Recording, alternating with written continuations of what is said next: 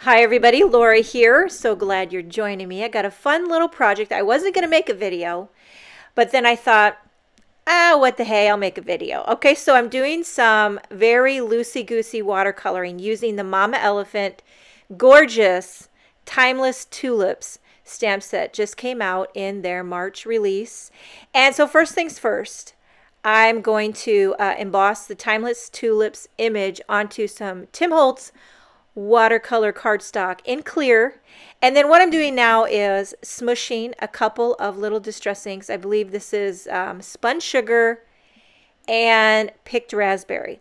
The reason I wasn't going to make a video is because I am by no means a watercolor expert. In fact, I have a bit of a phobia. I'm like a little bit of afraid of watercolor, if truth be told.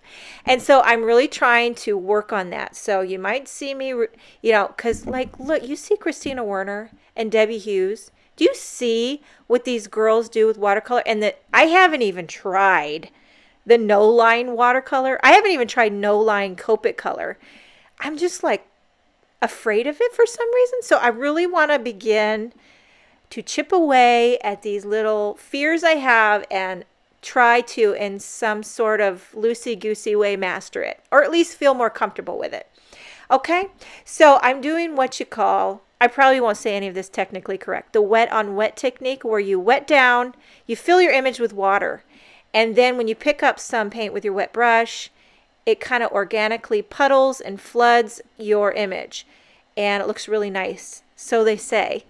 And but then sometimes my puddles get a little too thick, and I'm kind of going back and forth. I use a little bit of that what is that, wild honey, and so I've got wild honey, Spun Sugar, Picked Raspberry, and then a little bit of abandoned coral. So I've got a real pinky tulip on the right, a little bit more corally red tulip in the middle, and then on the left kind of a yellowy with some touches of coral, if you will. So just kind of going with it. You can see it's very loose, but it's also very, very simple. I could see where if you felt comfortable with this, you might think it's easier than Copics.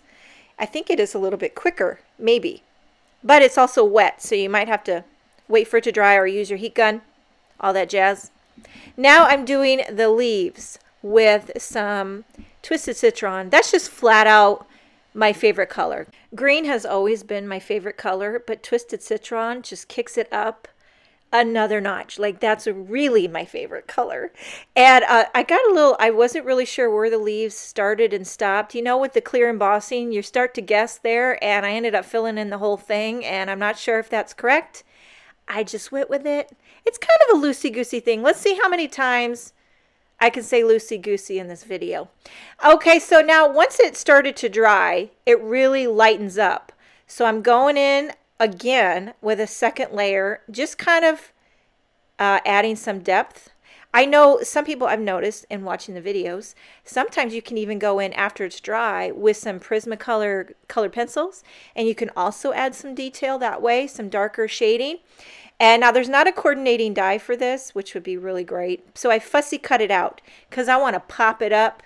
And now I'm going to do a little loosey-goosey, you heard it, on the background. Another piece of Tim Holtz watercolor cardstock. And since the tulips are kind of pink, red, corally, and yellow, I want to do complementary on the background. I always do that. I keep in mind what color are my images, complement it on the background. Little trick of the trade there that you want to keep in your back pocket. So I use Mermaid Lagoon, little cracked pistachio. I'm literally just slopping it on. I do one layer, I go in again, slop on another darker layer. Then I take a wet brush, just water, flick it on.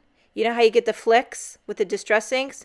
Dab it off with a paper towel, bada boom, you get the gorgeous flicky, droppy background. Okay, then I'm popping up my tulips, and then I'm going to stamp a sentiment. This is also from Timeless Tulips.